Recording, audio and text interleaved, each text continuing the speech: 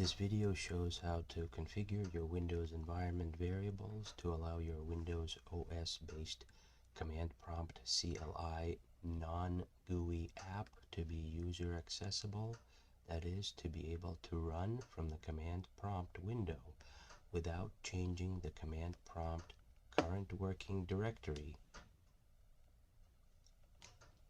to the application's installation directory every time you want to use the app for convenience and efficiency. Steps: install your command line interface application.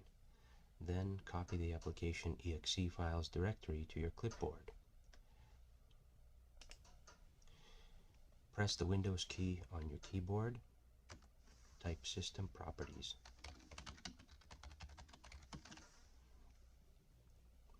Advanced System Settings control panel.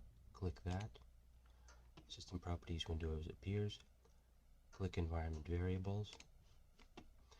A common mistake is to add a new variable in the User Variables section or a new System Variable in the System Variables section. This is wrong.